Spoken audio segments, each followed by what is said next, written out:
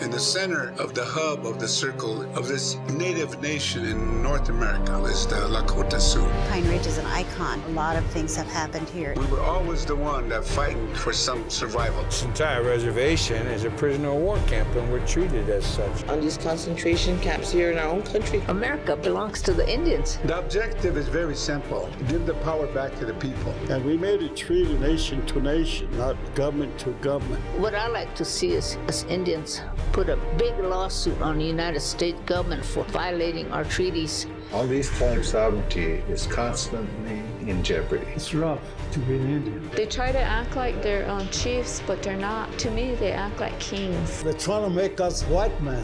We don't know how to be a white man. Everything is set up to exterminate us. This country committed genocide on us, continuing up to this day. Martin Luther King said, injustice anywhere is injustice everywhere. Eventually, the United States is going to get us. There's no future for the future generation. At the end of 7 generations, like me and her, will be gone.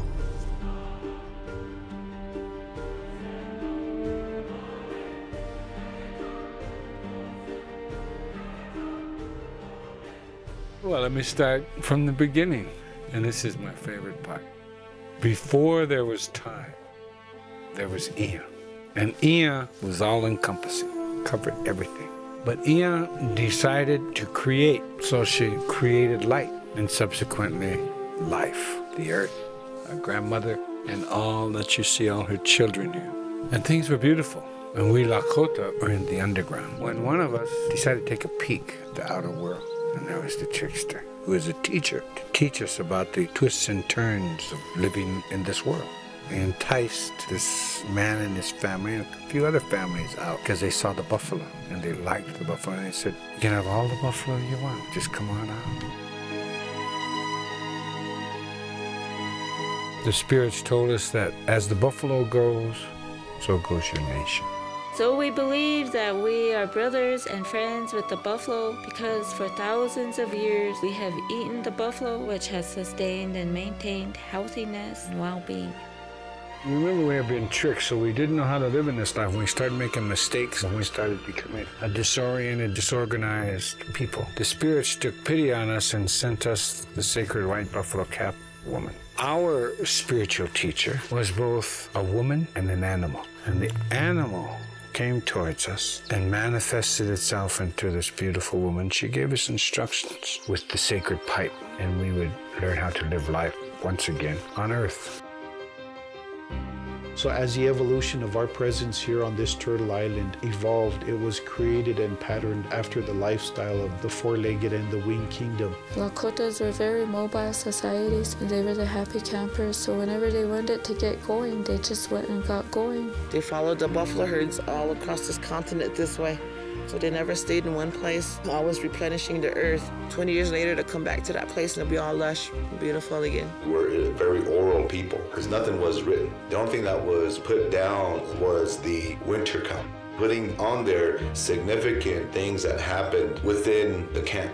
It was us here in North America who showed to the French philosophers that we had individual freedom through representative government. Nobody felt less than. Everybody knew that in the sacred circle of life, the Creator gave them a talent, gave them a blessing, and gave them a gift. We call ourselves Lakota. You know what that means translated in English? Allies. You have to earn that title. So guess what happened? We shared the land. Lakota children were valued #1 always, because in Lakota society, it wasn't the responsibility of just those parents or that family. Everybody in Lakota society regarded this child as theirs. My great-grandfather had 5 wives, and I used to ask my father, my God, what do you need 5 for? How does she keep them all satisfied? I never did get an answer, but it must be hidden someplace. But along with it comes many children and many mouths to feed. Because of the teachings of the sacred white buffalo calf platforms, we lived in paradise. And then came the white man, the European. The ships reached land, and Columbus and his crew saw the people with reddish-brown skins who lived there. We'll call this part of India San Salvador, and I take possession of it in the name of the King and Queen of Spain. The grandfathers knew a long time ago that a new man was going to come to this continent and do massive destruction to the earth and all the living beings. And today, when I look environmentally at the earth, it is really true. 14 summers, the white man came in. We're in trouble ever since. You know, in every recorded instance of European and American Indian contact, the European was welcomed with open arms. Even Cortez and Pizarro, even Columbus, everyone, everywhere, the pilgrims. The people Columbus called Indians were very friendly, and they gave Columbus and his men many gifts, but not the rich jewels and gold for which they had come. We welcomed them. And yet, what did we get back in return? We got back fear, and therefore disrespect. It didn't come all at once. It came by increment. First from the God-fearing people. You know, when you fear your God, that's sick. I'm sorry. Very few Indians resisted in the Western Hemisphere. We're like any natural being, and that when it becomes a matter of survival and we're backed into this corner, we'll fight. The growing nation now stretched across the western prairies. Settlement of the land was violently resisted by the hostile Indians, who made war on the pioneers carrying civilization to the buffalo lands. It now became the task of the hard-riding and hard-fighting cavalry to make the westward creeping frontiers secure.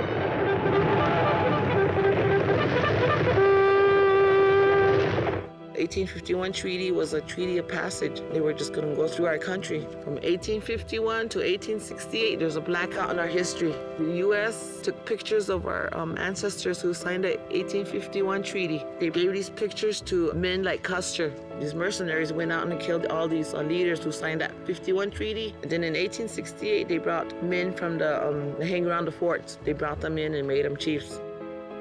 Treaties limited territory. Each time there was one revisited, the land base kept getting smaller.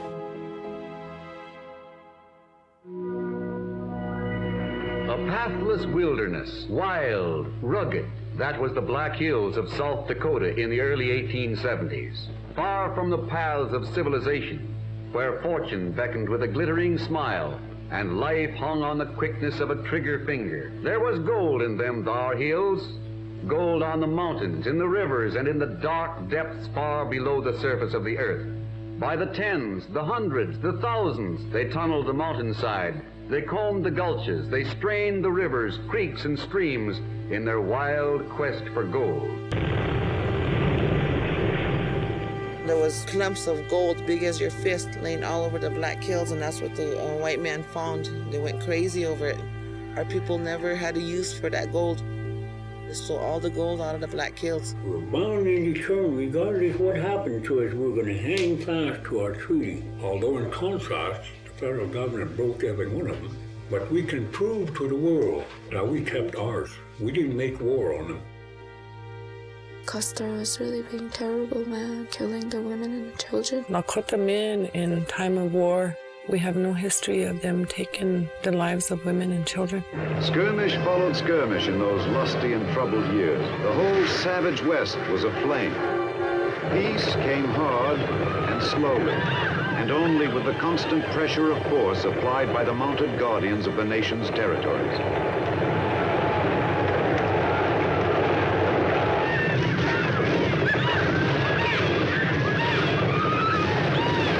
Many heroic names from cavalry lore emerged from this period, but none more enduring than that of Major General George Armstrong Custer. That he wanted to see my nation gone off the face of the earth. That brings tears to my eyes, because when the United States cavalry was chasing Native people that you read in history books called savages, hostiles, renegades, those are my family, my blood family. So they gathered up the 7 council fires at the Little Bighorn. Because on June 25th, 1876, we conquered the United States government in Little Bighorn, took the flag away. And Crazy Horse thought of his people and the hunger that they felt and the loss of their lands. He swallowed his pride and he went to Fort Robinson with his people so they could be fed. He looked at the future of his people instead of himself. And he never rode back out of Fort Robinson. He was assassinated down there.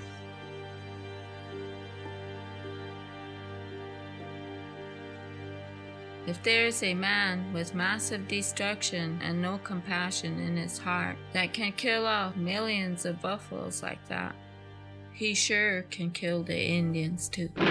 The prairies began to rot with wasted carcasses, and the Sharps' rifles fired without ceasing. To get a stand with the long-range Sharps was the wholesale way to kill. One man with one Sharps could take 3,000 in a season.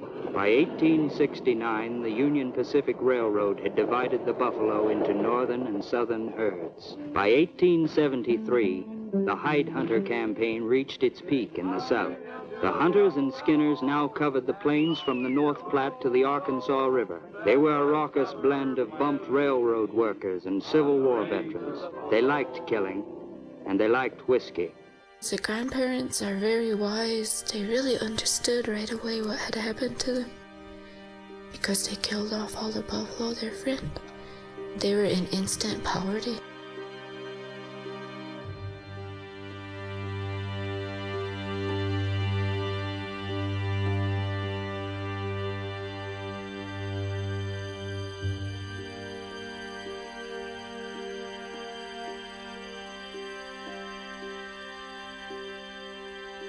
One of the grandfathers rode out to Crawford asking all his relatives to return back to the reservation. There is the Allotment Act, where each male would be given 360 acres, each female 180 acres. So come back to the reservation so we can get all our land together as a family, as a Teoshpaye. If you don't come back, they're gonna catch you, they're gonna kill you. So they forced the Indian on the reservation because he was a starving Indian. They have put us on concentration camp.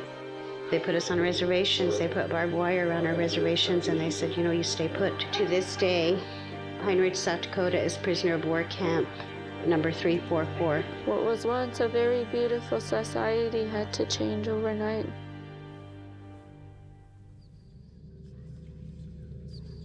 Bigfoot was ailing with pneumonia at that time. Sitting Bull was assassinated, and they wanted to get help from Red Cloud. They're the only ones that didn't want to surrender to the United States. And they were intercepted by the 7th Cavalry. They told him that he should surrender, and then brought here in the village of Wounded Knee. And here they came with guns, they came with the cannon, they came with the Hotchkiss gun.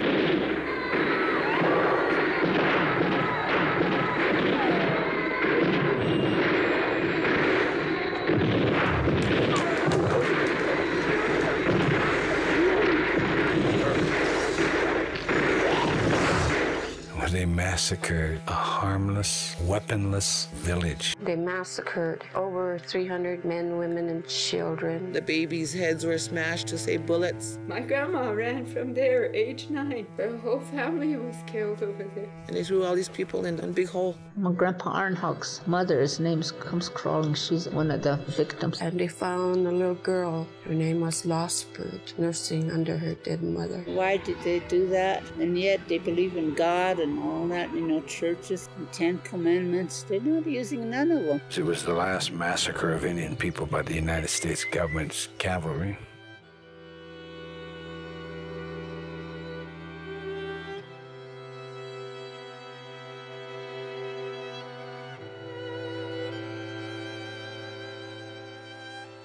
We have become citizens through the War Department.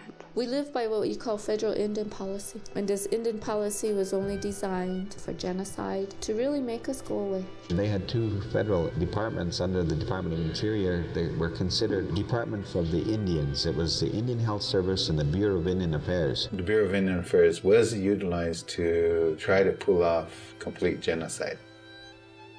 Almost happened. Somehow the Indian people hung on to a lot of their culture. Especially proud to say that this reservation has hung on to a lot of its culture, whereas in other reservations, they're looking for what was our culture we need to build now. There were programs instituted to destroy chieftainships, or we say, or the leadership. There were self-policing mechanisms in effect, and there were ceremonies to reinforce all those elements. And those were attacked, destroyed, don't do anything until I say so type of mentality. And it's done its job well. To this day, we're afraid to do anything without somebody's authority. We don't know who, but just so they're in a sound authoritative, I guess.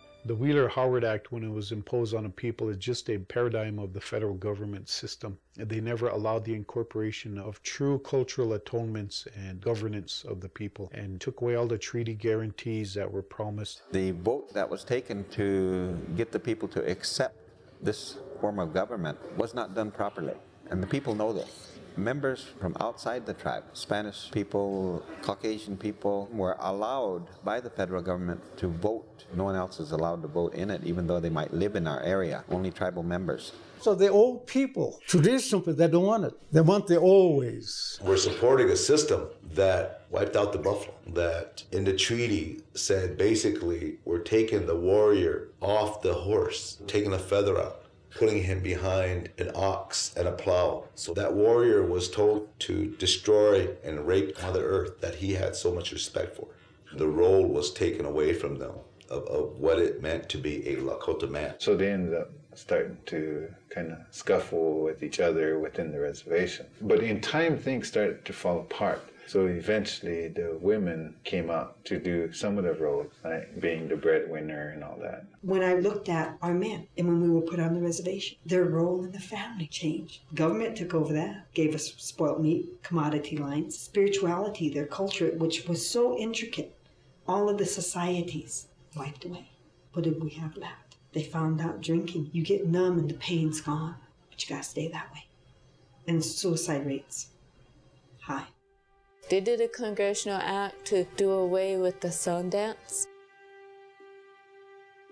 Our elders had to go underground with a lot of our ceremonies and our traditions. In the 1930s, they had the Indian commissioner telling us to stop all the powwows. We were poor, but why are we having giveaways? What penalty would you have faced if you continued doing these things? Taken to jail. And some were. Most ultimate attack to that human spirit was to put him in shame and guilt and to forever keep him in bondage. The churches said that we were pagans.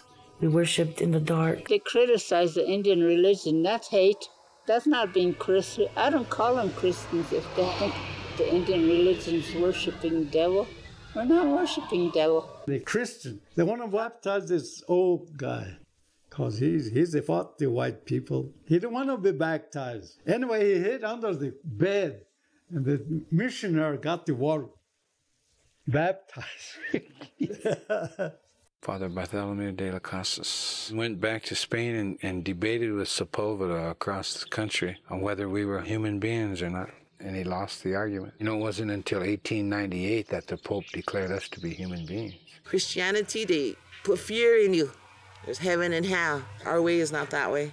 When we die, we go to the spirit world. Different churches, the Catholics, Episcopals, Protestants, Presbyterians were out here. Later, Mormons, and the most recent, the Baha'i faith. Got more churches right now on a reservation than any place else. There's 3 right there. The old church, the white church, and then that new church, the teepee church, Catholic church. And right up here where that telephone pole is, that's where the Presbyterian church used to be. And here we're trying to tell our young kids that our only true spiritual is Lakota. So we need to take all the churches out throughout the whole reservation. A lot of them are just sitting empty. Even when our ceremonies and religion went underground, our spirituality has kept us strong.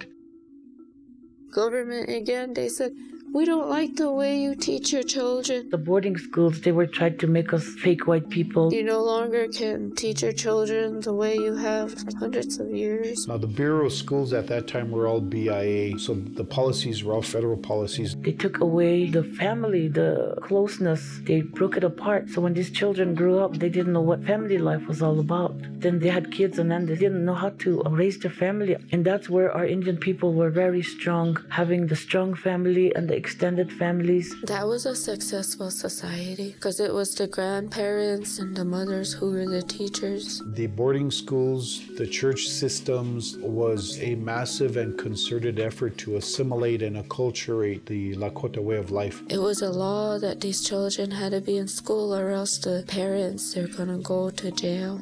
They were also withholding our food until us kids went to school. Say you're a parent and here's your child and you love this baby, but you know when that child turns 5 years old, the government's going to come in and take that child from you. And you have absolutely no choice in the matter. So many of them never even told when they had a child, so they would not take them. What does education mean to you at that time? The loss of your child. The older generation, they were packed in the trains and sent out to like Chilocco, Oklahoma, other places where there were no Indians. My father went to Carlisle, Pennsylvania. My father-in-law said when his grandfather was sent to Carlisle, after he finished 8th grade, the commander there told him, you are now a good Indian. You now fit in with society. You're a Christian and you're civilized. Therefore, you will no longer have the name left-hand dressing. You will carry the name Phelps. And Phelps was one of the generals that was working at Carlisle at the time. So he gave him his last name.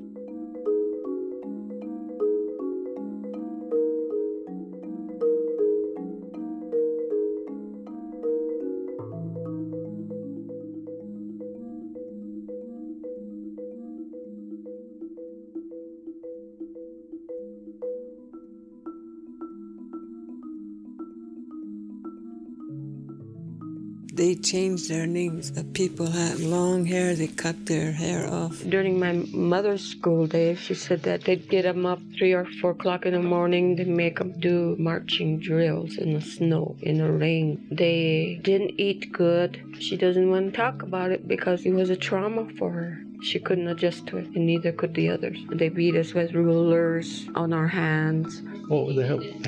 On our legs, or the boys get the belt, or the paddle.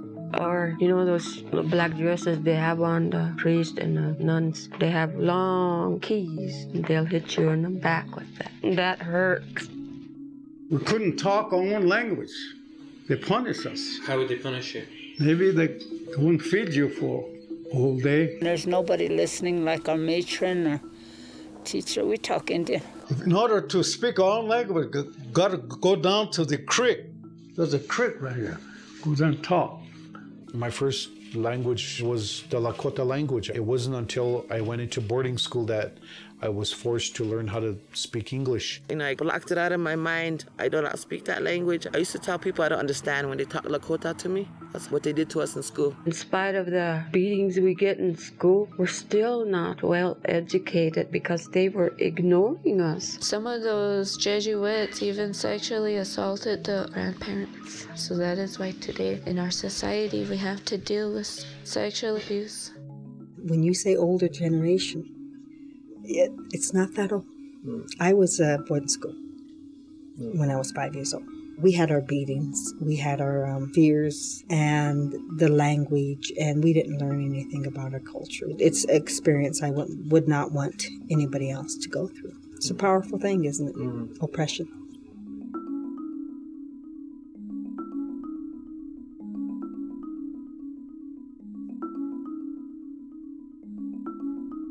What are the other things that have happened within your lifetime that you feel that really demonstrate how you've been treated and...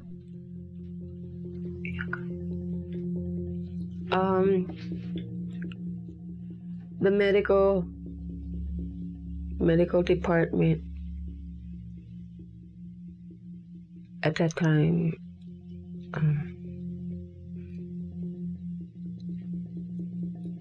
they sterilized. They sterilized maybe 2,500 Indian maidens in the 1950s, in which I was one of them. They sterilized me when I was 11 years old, and at that time we didn't have no telephones. They said I had appendicitis, and they called my minister to send a message to my dad to give an oral permission so they can operate. And that's what they did.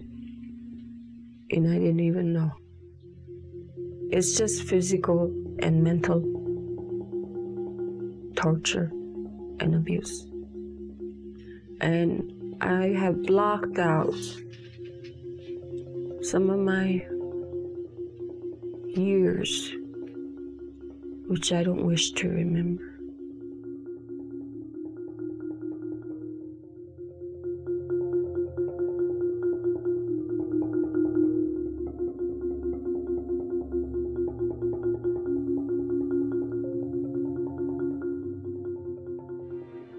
In the 1950s, we were a nadir culture. Nadir means that we almost died off. One of our federal policies was called a termination era.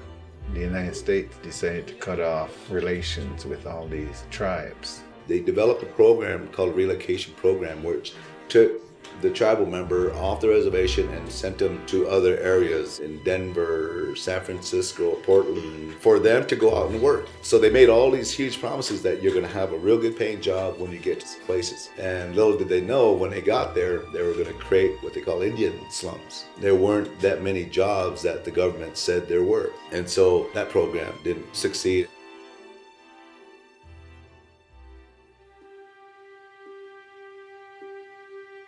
Back in the early 70s, one of our relations, Raymond Yellow Thunder, he was brutally murdered in Gordon, Nebraska, one of the border towns near Pine Ridge. When his death happened to the Yellow Thunder family, they went to the Bureau of Indian Affairs to ask for help from the superintendent and the Oglala tribal president to look into that murder, but they couldn't get no help. They just got the runaround.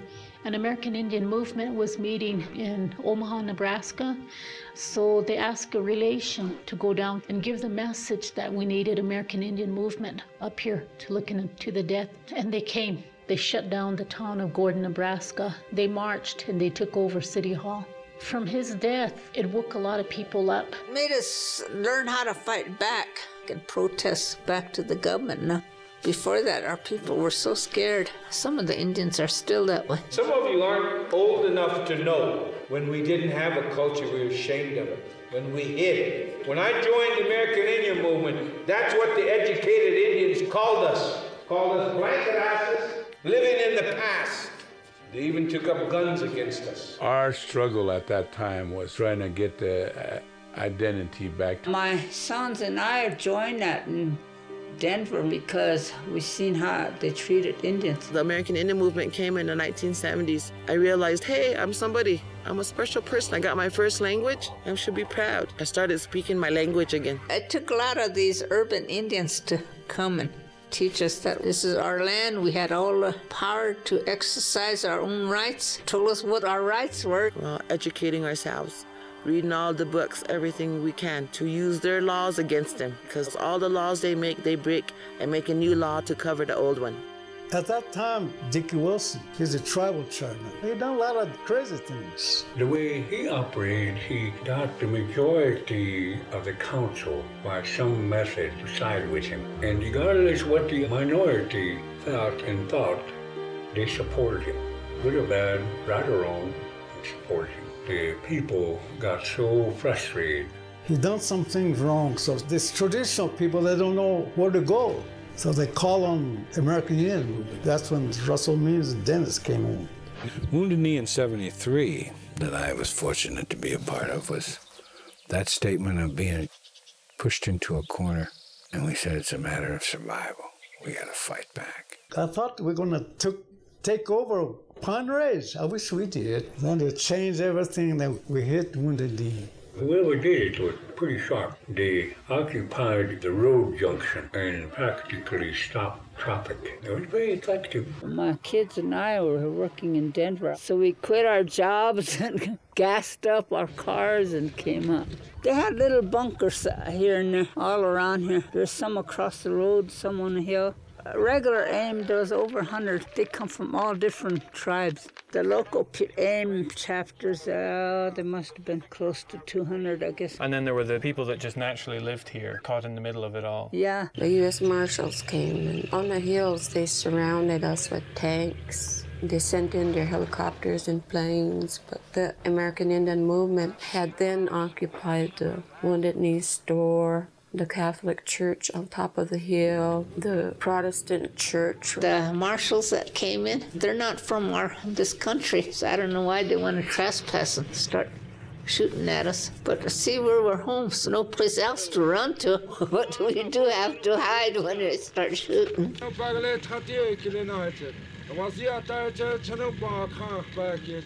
A lot of those residents stayed in, just a few left because they were sick. Some of the people from here left because of fear from the U.S. Marshals. But we decided to stay because we had no place to go and we had no transportation. We're taken at gunpoint to retrieve different things, to do different things by these marshals. Our people wanted to be free. What we talked about then was the 1868 Fort Laramie Treaty, and I lost my fear of the big authority, the government. How far back in the hills were the government forces? See where those pine trees are? Yeah. Right along there, and over here there's a ranch over there. There was about one big tank came down from there, and there was one coming this way. They tightened the perimeter so they couldn't get people in or out. People were getting busted. Sometimes it was fun, and sometimes it was scary when they start shooting, you know. And how wild were the firefights? Oh, sometimes it lasts half a day.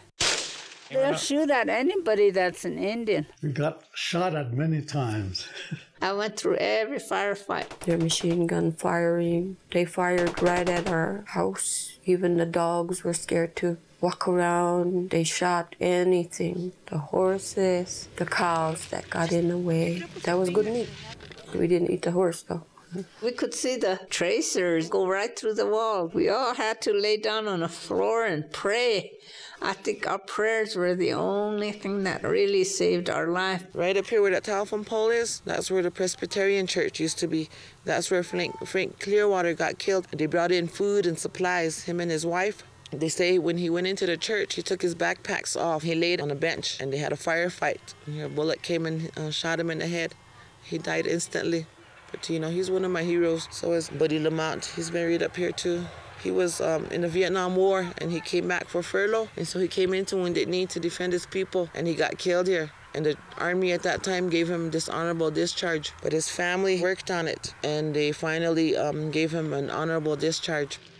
Actually, if it wasn't for those photographers and newsmen there, they probably would have killed us all. And I knew the Great Spirit was with us because my son was just a little boy then. He was running down from that church down towards that ravine. They start shooting at him. The bullets were going all around him. He said, marshals were over here, I guess, by the creek. And here's some old man appeared in front of him, and he said, follow me. So he followed him, and this old man jumped in the ditch. And Orville jumped in after him. Bullets were going all over. And here he disappeared.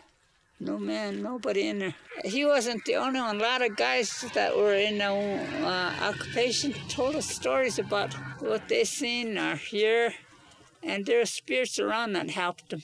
And we figured they came from Bigfoot's clan. Those spirits, too, that scared the marshals. We heard it over the radio. They seen them galloping towards them on horseback, and it just disappeared in front of them. Yeah, there was a lot of spirits out there.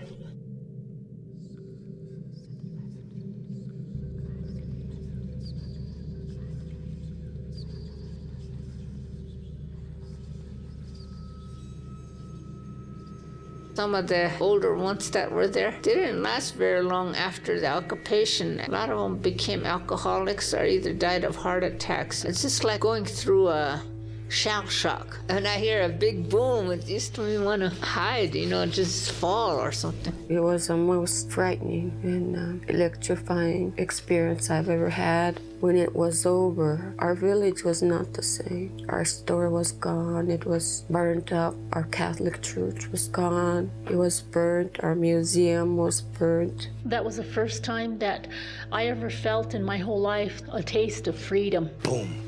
There was a cultural renaissance right after that among Indian people, not only here on this reservation, but throughout the hemisphere. And I get to be part of that, man.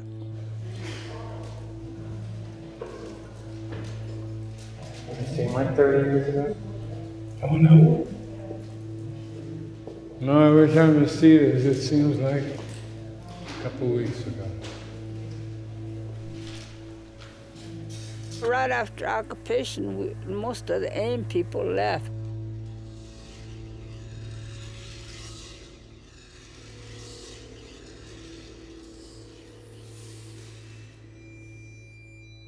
But now they're after us. We were ended up being harassed by the FBI's. It was a violent period. A lot of bad things happened. It was like going into the city with gangs on both sides. You had to watch everything you say because everybody was touchy. And the goon squads? Remember Stacy? They shot Stacy up. I forgot how much bullet holes Stacy had in him.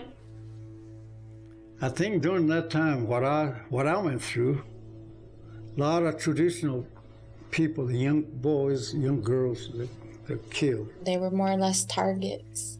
If the goons saw them, they'd beat them up or stop them on the road and try to kill them. Those guys, I think some were still walking around, laughing about kill the real Indian. And they were the people that were Dick Wilson's? Oh, yeah.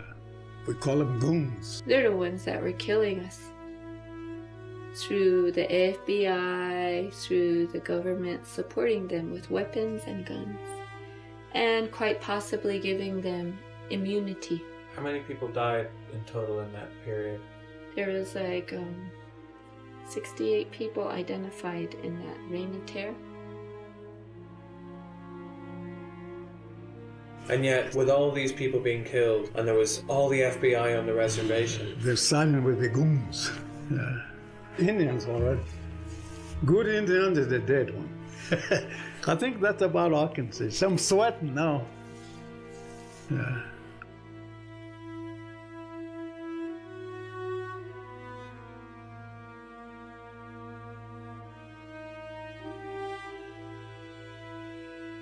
The Indian boys had it out with the FBI's, and I was in it again.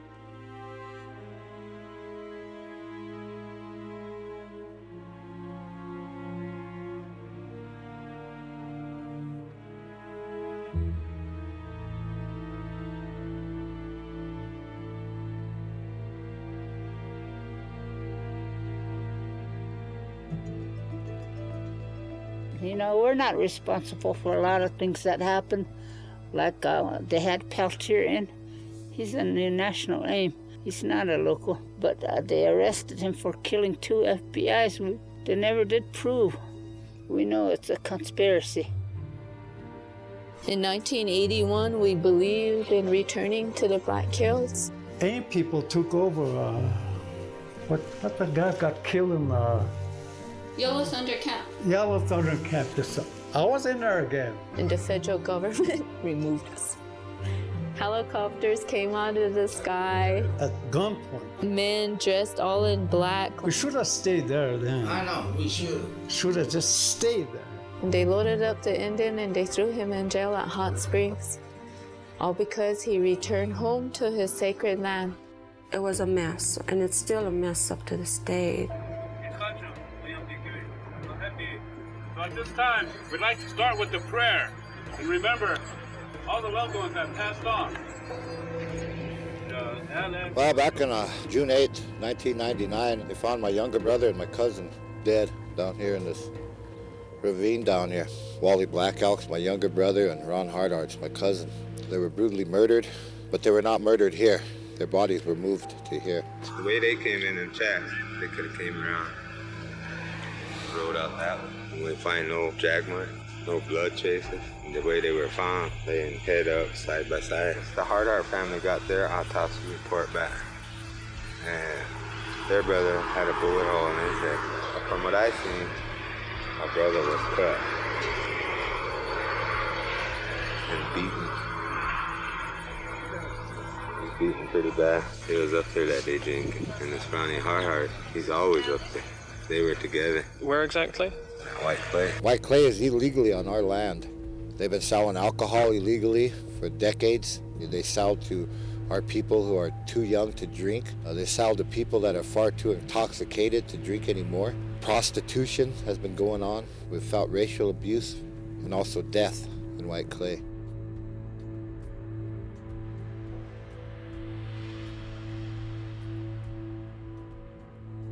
On the Pine Ridge Indian Reservation today, it is illegal to drink alcohol. White Clay only lies 25 feet away from our reservation border. That's why it's accessible for us to get drunk. They capitalize on the disease that our people have.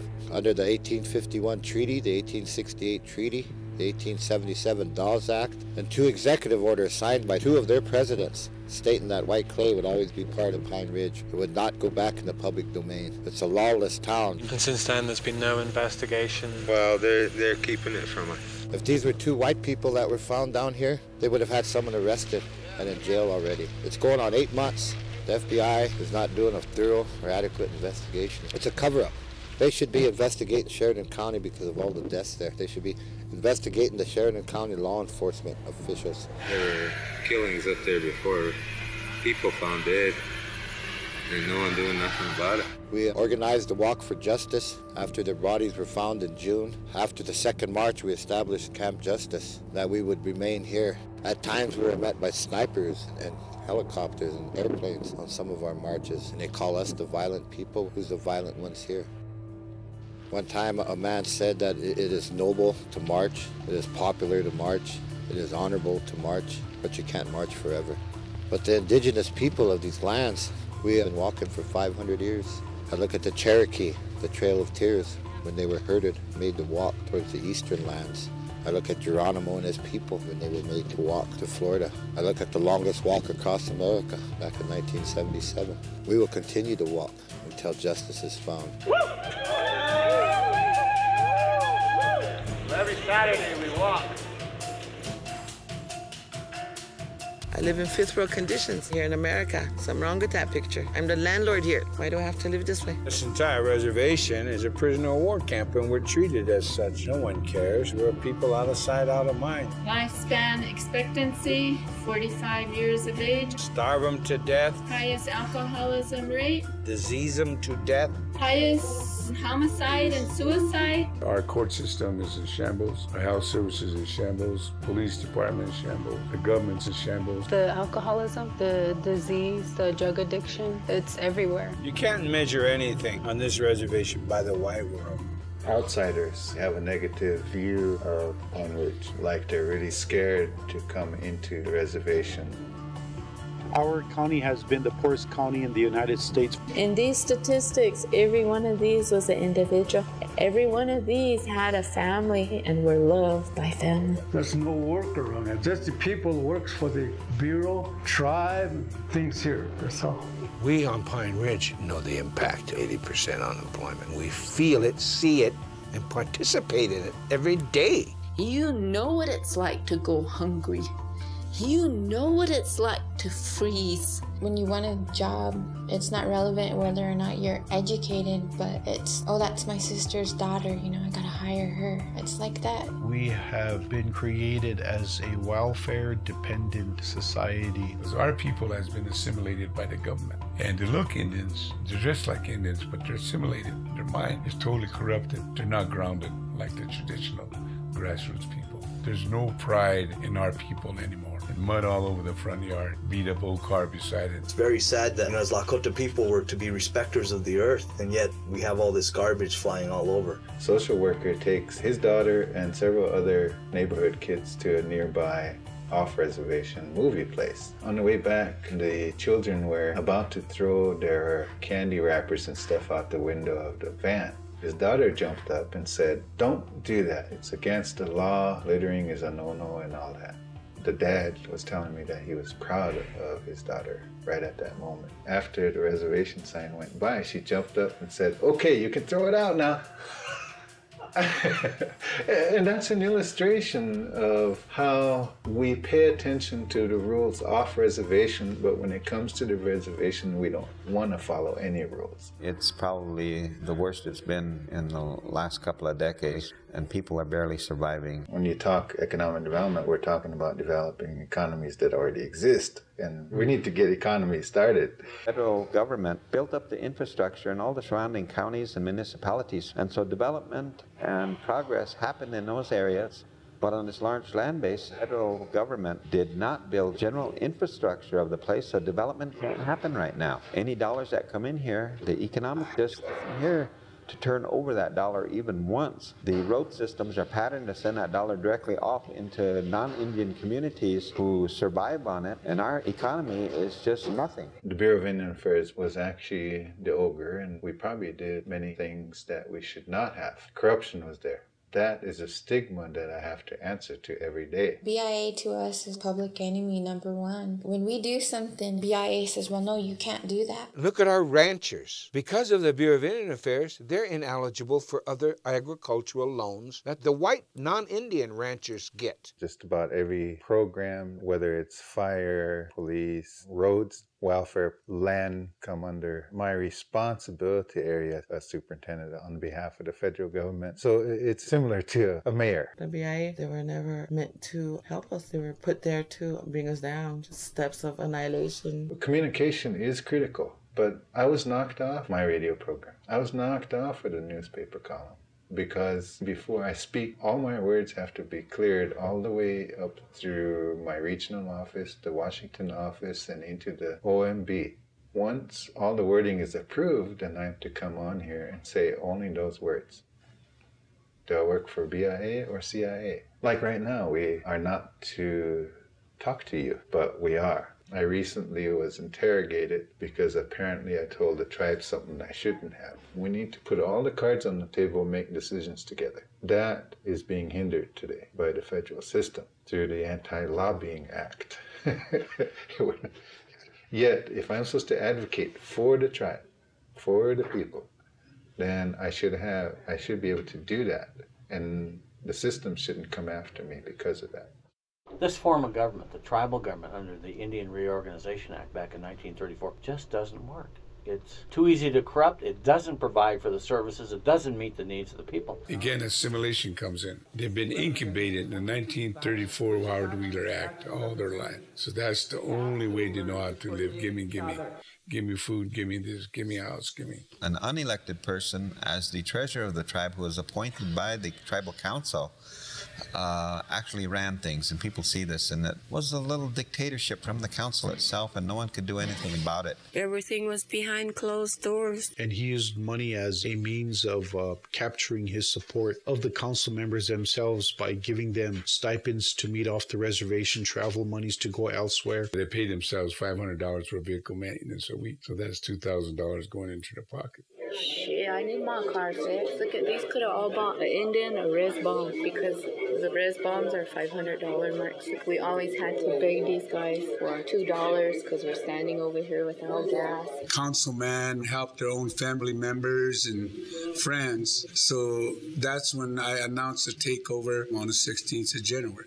And what's the reaction of the authorities on the reservation, Jane? Shock. And how many people were in there? There's actually 60 of us every day. There were many, many people. They all stood together. And we secured the documents and gave it to the FBI to do the audit. So the treasurer went out and the audits were accomplished. There's some ladies that did embezzlement, went to jail for it. Right now, there's campaign going on, so they're all talking good. We're working for the people, but once they get in there, they'll forget us. 10 days prior to the election, at a community political rally, and I was blatantly arrested in front of everyone for the embarrassment and the damage caused to me in my quest for the presidency. And they wouldn't accept cash. They said only a money order or certified check. Had they accepted my bond, I wouldn't have been jailed on the orders of the Bureau of Indian Affairs criminal investigators. How dirty it is. So has there been much campaigning going on the res from the mainstream candidates for the U.S.? No, I haven't even heard them mentioning anything about Indian country until it comes down to the last minute, and then they're going to say, oh, the Indians, we got to get their votes. And then we'll get all these promises and lies, and they'll never happen.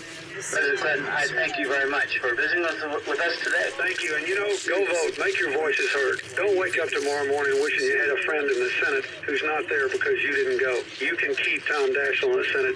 Please do it. Looks like you know how to play a basketball.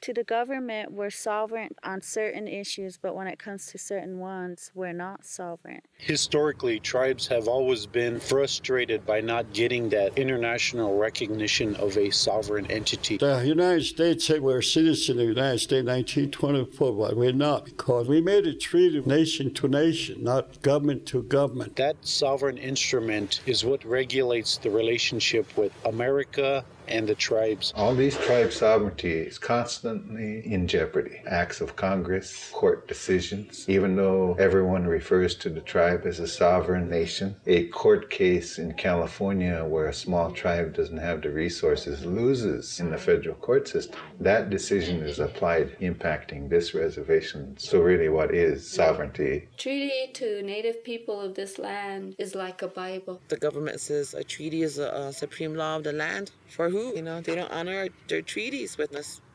They've been broken since the day they were signed. The tribes need to worry about the future relations with the federal government in terms of securing of their territory. One of the major elements to a nation is, do you have territory? That can easily disappear one day. They'll say, no, state of South Dakota, Wyoming, Montana, North Dakota, you guys don't own them. We say we do, because we have a treaty, and that treaty was based upon our sovereignty, and international law says so. For years, we've seen the land base eroded from the beginning of the treaties, 1851 to 1868, to the beginning of the reservation, to the Dawes Act, and each decade, more and more land slips out of the reservation. What you see at Pine Ridge, half of it's gone into non-Indian hands, into other forms of alienation. Hey, wake up. You don't have the reservation you think you have. BI is taking our land like someone dies and they said there's no next of kin. There is next of kin, but they go ahead and they take the land. The reservation has shrunk. There's going to be children born. You have to make room for them if you want to remain a people. The Sioux Nation, the one who did the treaties. It's not this reservation that did that. It's not the Rosebud Sioux Reservation. It's not the Standing Rock Sioux Tribe, the Cheyenne River Sioux Tribe. They, as a whole, as a Sioux Nation, was involved in that treaty. We need to come back together as a nation. Right now, these reservation boundaries are keeping the Sioux Nation apart. Divide and conquer system. When he came out here, what I expected was for him to recognize us as a sovereign entity. When he did, he mentioned this was the first time a sitting president of the United States has ever gone out to Indian country on a government-to-government basis. No American president has been anywhere in Indian country since Franklin Roosevelt was president. Over 2 years, our country has had an unemployment rate below 5%. But here on this reservation, the unemployment rate is nearly 75%. And there are still reservations with few phones and no banks. When still 3 or 4 families are forced to share 2 simple rooms. Where communities where Native Americans live have deadly disease and infant mortality rates at many times the national rate. When these things still persist, we cannot rest until we do better. In 1996, we incurred a major drastic cut. This is the highest it's been, and it got cut down to here. So every increase that both administrations brag about are down here. This Washicha woman from Chicago, she went to a trailer house to give some shoes, and she said they must have had some kind of a school there or something, because 10 children came out of that trailer house. And she told me where it was. I said, they all live there. That's how it is on this reservation. She couldn't believe it. My nephew, he lives in one home. There's 35 people in there. Each family has a bedroom. Each of them have about 5 kids.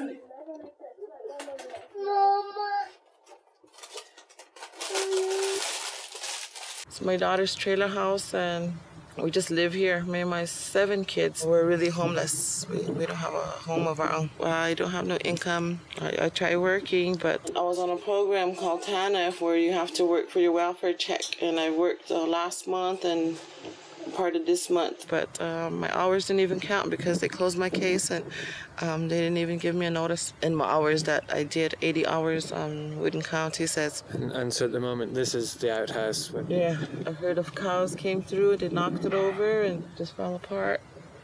And even one fell in the hole. So the minister had to come and dig it out.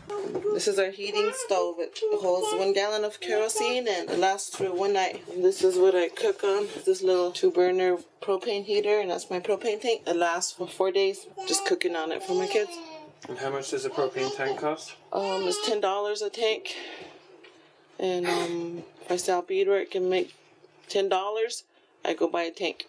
And the kerosene is $10 for 5-gallon jugs, and it takes a gallon a day. But I don't have any income. Only way I make money is if I do beadwork. My coffee pot. This trailer house came with the stove and the refrigerator, but we don't have electricity. When it rains, it all soaks and it drips in the house, so we have to put buckets under here to catch the rainwater, and later we pour it out. I hang this blanket here for more insulation. The furnace don't work, the restroom don't work. But this is where we have our water tank. And the tribe delivers water twice a week. Sometimes we run out and need more water. We have to walk up the hill and carry 5-gallon jugs down. I put plastic on all the windows from the inside, keeps the cold air out. There's no furnace, and I don't have no running water. I haul water. There's 16 of us that live here in a 2-bedroom trailer house and a teepee.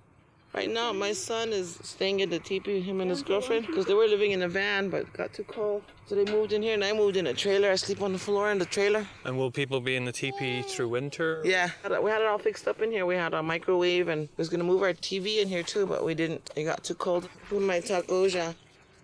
Her name's Alyssa. She's 10 months old, and she walks. Wow.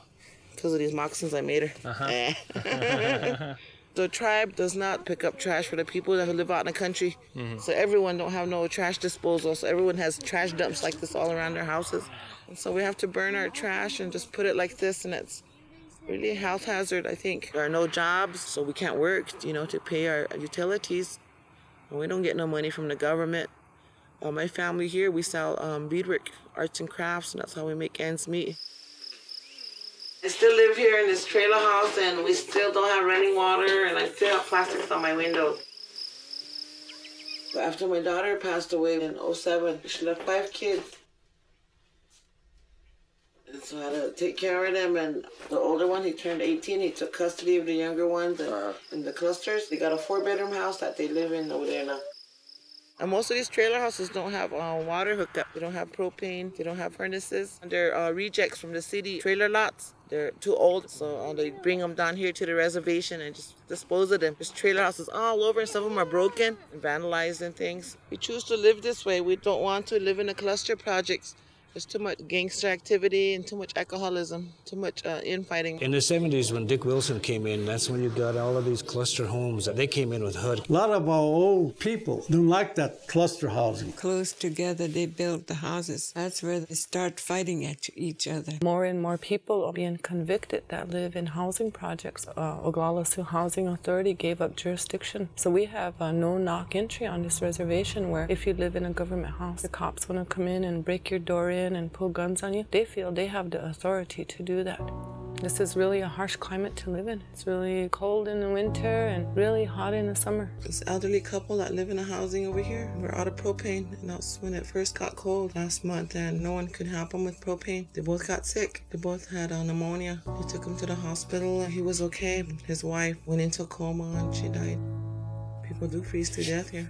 I grew up when we lived in a tent and we used an outhouse. Today, I would still be living in a tent if I didn't have a friend who would lend me a trailer house, but I still use an outhouse. A student at Lakota College. She has 3 children. They're all suffering from asthma because of black mold in her home. On the reservation, one of the major things is housing, yet that's the least funded. At that level, it's 4% funded. That's the percentage of what the reservation actually needs to come up to a standard level on par with the United States. My mother used to always tell us that you have to be educated in order to get out of poverty. Our test scores compared to other schools in the state of South Dakota or across the country are low. In fact, the word might be abysmal. Wounded Knee District School and Little Wound are among the worst schools in the nation, academically speaking. We still have a big, high dropout rate. The high school teachers do not know what to do, because these parents don't want to accept responsibility for their kids. When you go home, there's no place to study. We don't have a library here, which is even prison inmates have libraries. A lot of the elementary students, when they get to classrooms, all they do is sleep because that's the only place they can find, A lot of these parents are addicted to crystal meth, cocaine, alcohol, and instead of spending that money on their kids, they spend it on their drug habits, so the kids sometimes don't have no shoes or clothes, Yeah, or maybe even sometimes they don't even, eat unless they're at school. But here's the saving grace. We have a college in every community. There are 10 different centers. Each center in itself is like a mini college center. Total, we're running around 1,400 students. What's the average age of students? It's about a 32-year-old young mother, and we're predominantly female. We did a survey on our graduates. Over 90% are employed. We have individuals who have their master's degrees going into their doctorates. The college is looking at down the road becoming a university. The college in itself means a lot to the people. I've seen it change in parenting. Through taking classes, students stop drinking and drugging. Realize that there is a life, there is hope. The age of procreation has speeded up. The 14, 15-year-old girls having children. They don't care. The parents, the ones who created them, aren't old enough to earn a viable livelihood. So who's going to be responsible? Tribal government. If they don't, they'll all be exported out into non-Indian society because the Indian society cannot sustain them. We live in the non-Indian culture, and our culture, it is completely different. That's why our students are mixed up and they are turning to the gang thing, We're native gangsters doing our own gangster stuff. This one's for every native. We are a modern-day warrior society. We do it native style, man. Welcome to our world, Native America's gutter.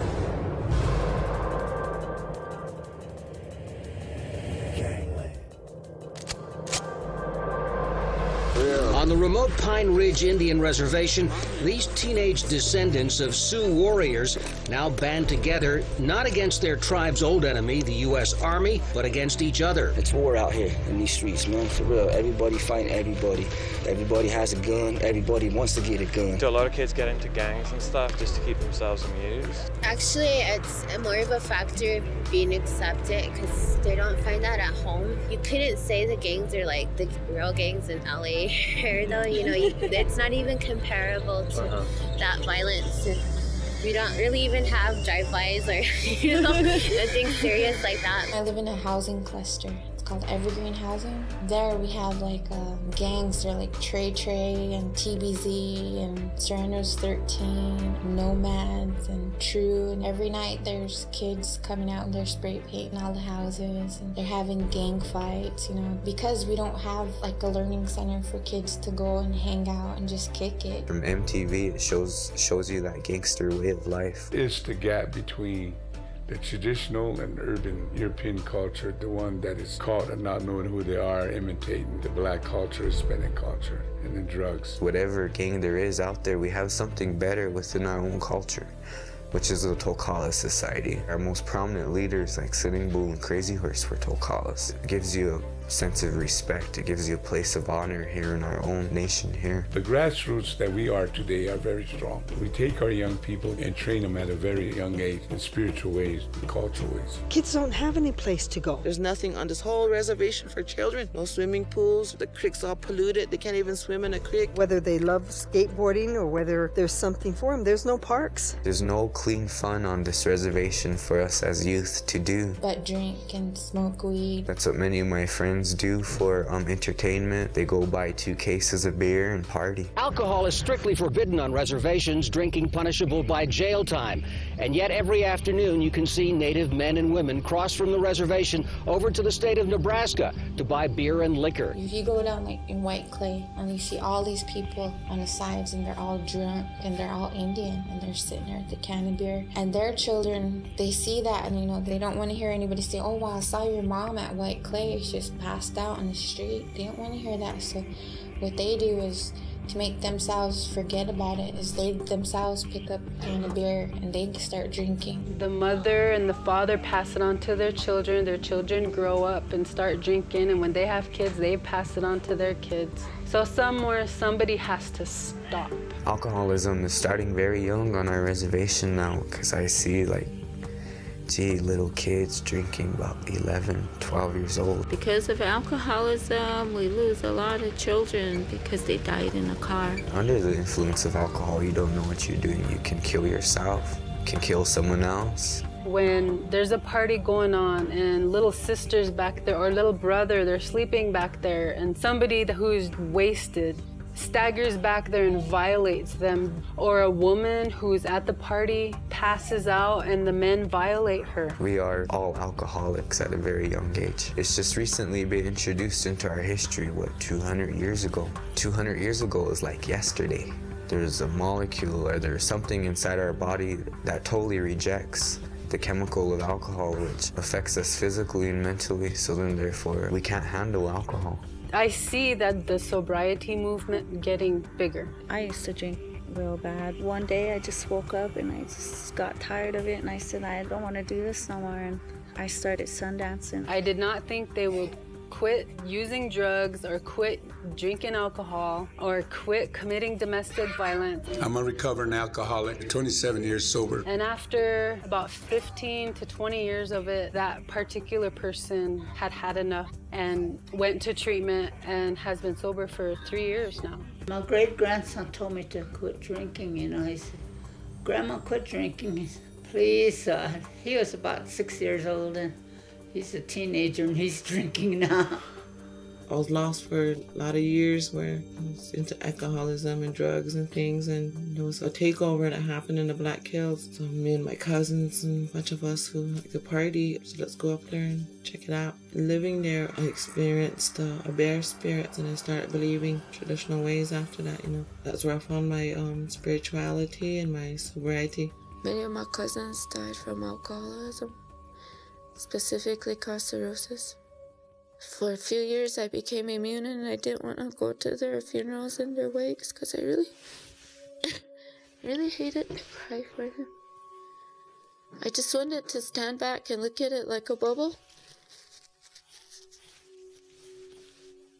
and not care because it was too painful. Too painful to be constantly burying my relative. On Pine Ridge Reservation, it is supposedly a dry reservation. Alcohol is against the law. You laugh.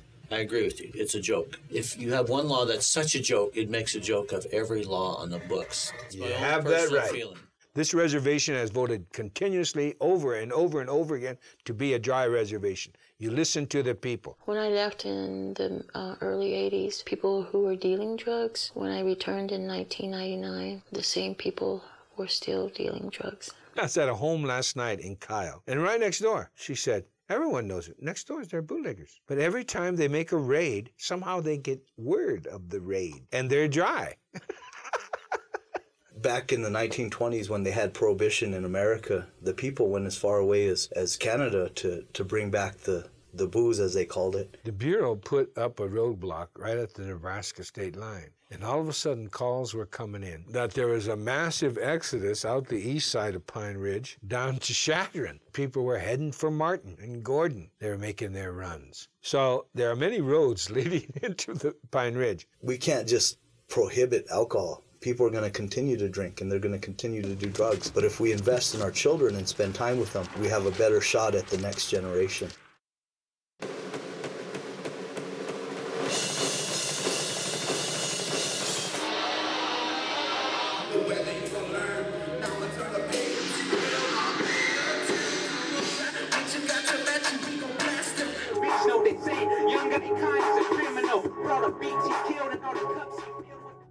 I'm a diabetic for 27 years and been in the hospital about 4 times.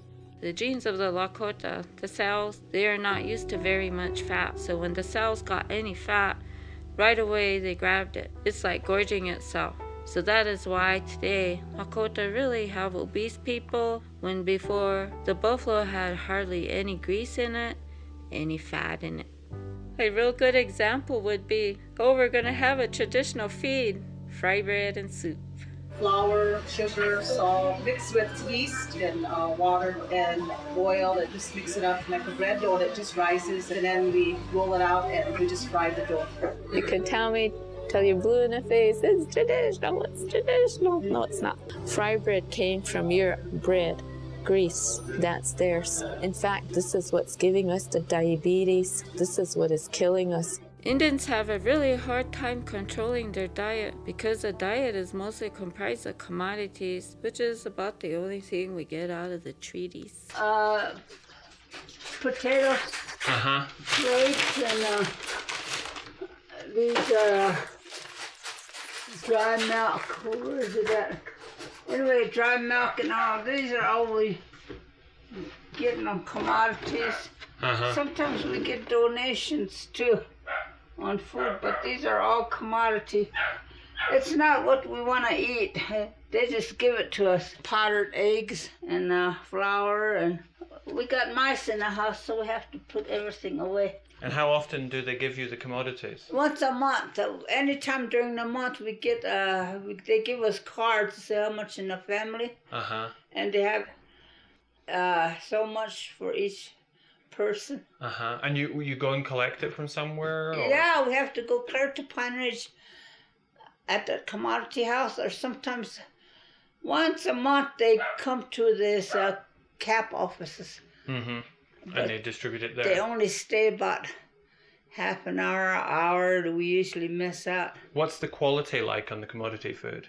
Well, it says it's got all the vitamins and nutrients in, but it just makes me sick. Get tired of it, you know. So it's not a very broad range of things? Oh, you get cheese, the meat part, and lard and flour and fruits, and once a month you get vegetables, but we get mostly in cans, and I don't like that. So what sort of things would you rather you got given? I wished I was rich. I'd go pick up my own food, you know, get whatever we like to eat.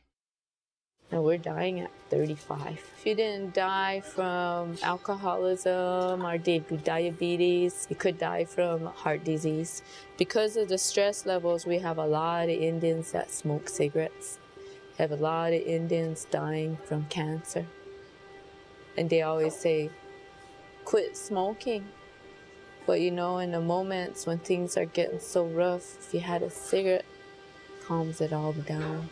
But in the end, you destroyed your lungs, you destroyed your liver, you destroyed your kidneys. This is all tied to environment.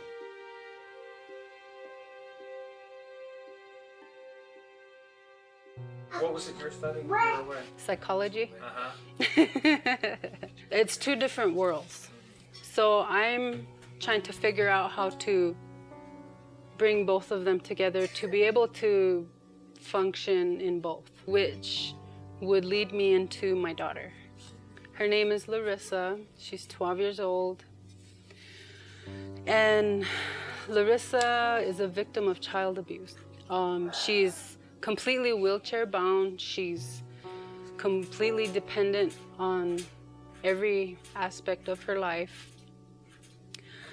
I was in an abusive marriage right out of high school, and at the age of 3 months, Larissa was abused by her father.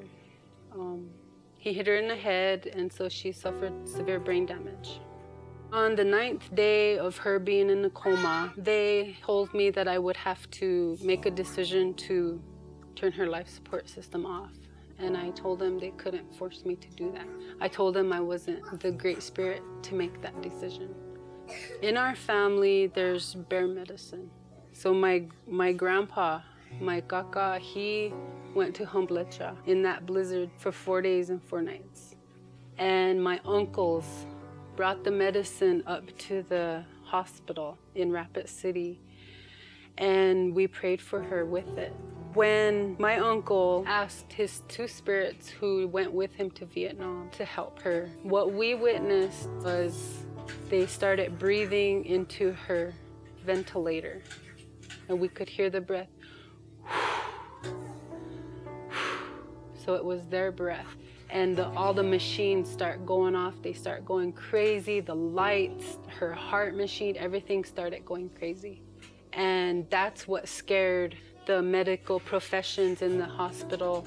But we asked them to please just stay back. The next day, they took her off the life support, and she was able to breathe on her own. Previous to that, they tried a couple times, and she quit breathing.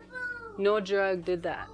Prior to that, they were giving her all the drugs they possibly could. When the doctors saw a result that wasn't expected by them, did any of them take that seriously? They were scared because here she was only 3 months old, and according to them, she was gonna die. And in fact, she did die, but they revived her. In this particular case, it was combined. You know, the Western medical as well as ours. I'm a big advocate for to stop violence. Because it takes lives. It took her life. She's like a quadriplegic now because of it. But you see yourself staying here? Yeah.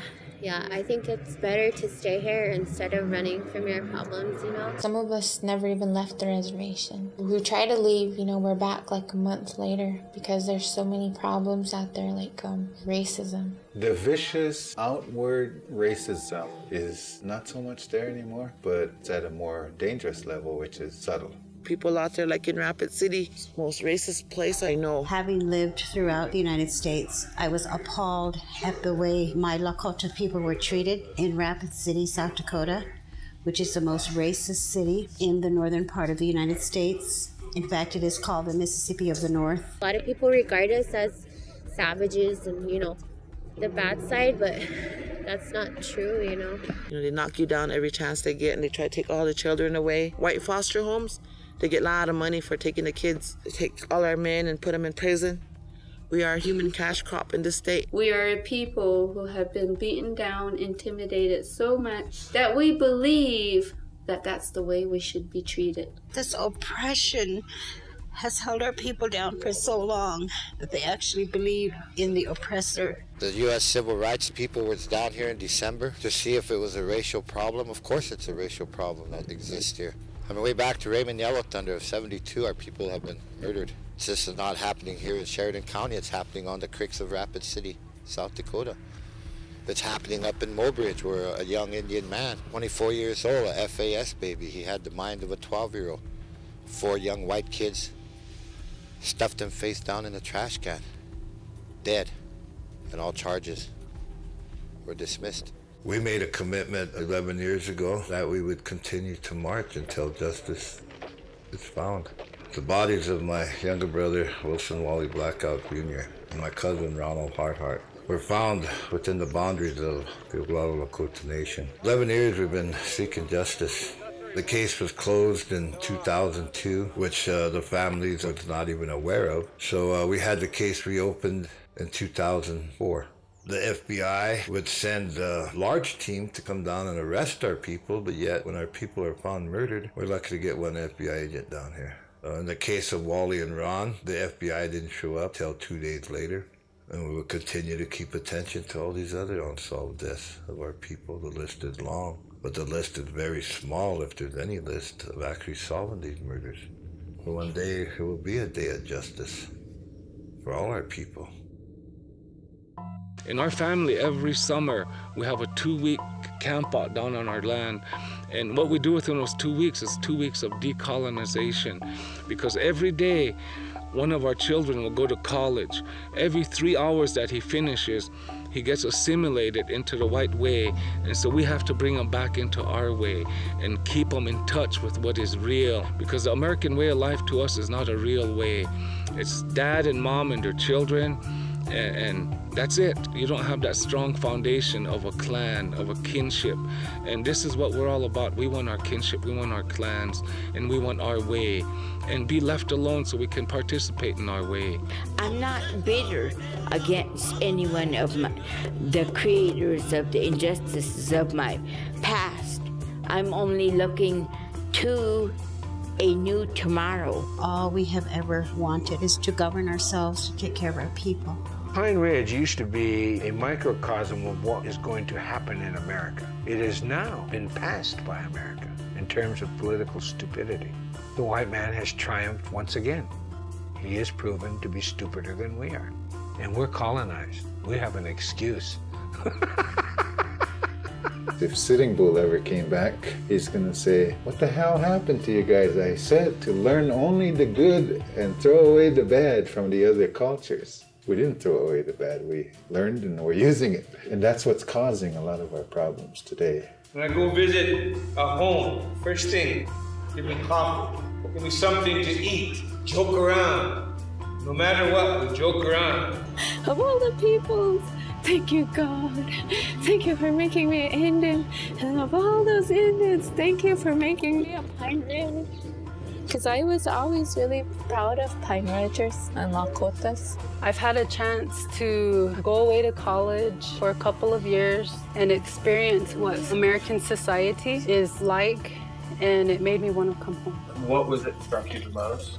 They're very disrespectful. They value money more than human lives. Rural areas, you're seeing an out-migration of the people. That's why you're seeing these smaller towns getting smaller and smaller and smaller. The only places in South Dakota where you're seeing an increase in populations is on the reservations. It's both people coming back home and also increase through births and all that. We all have that own pigeon instinct, Indian people. We always want to rush home. Or if we work hard and buy a new car, we want to show it off, so you quit your job, drive home. It's hard for somebody to go out there and try to succeed when they have that really strong ties to the land or to the family and to our culture. The federal government has said, no, you need to see it this way. No, we need to see it the way we see it and understand it. To be able to say enough is enough. Don't be a statistic. Don't be an unheard story. Be somebody that will leave a legacy. The changes that are happening now, we won't see maybe the fruit of our work, but we know, if you believe in it, that the changes we make in the positive will affect the next generation down. No matter how tough it is, you don't give in. If you want to change something that's enculturated, you can try your darndest with tenacity for the rest of your life. It'll change way after you're dead and gone. The grandfathers couldn't come out of the soil and speak. I believe that's what they would say, is to tell all colors of man, let's live together in harmony and peace. That is why they gave Western man a space to live in this continent when he first came. And here he came with manifest destiny. And if you're going to fight for the rights of the children and elders, you need to give of yourself to them, not take. And nowadays society has lost that common sense of love and caring. So people always say, why don't you give it up, Arlette? And then I think, hey, you know what? I can't give it up. And God gave me this duty, and He gave me this job, and this is from the beginning of time. They wanted us to remain Lakota. Dad, why don't you sing a Oglala song? One more that I want to sing a death song. I'm gonna die.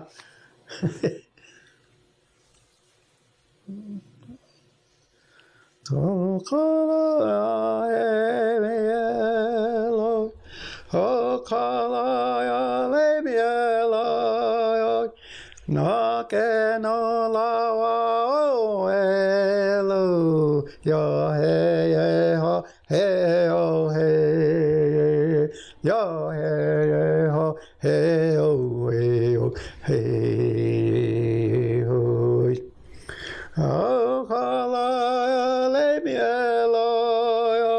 No que no la wa lo ya hey ha hey ya hey ha hey oh hey hey hey ho hey oh hey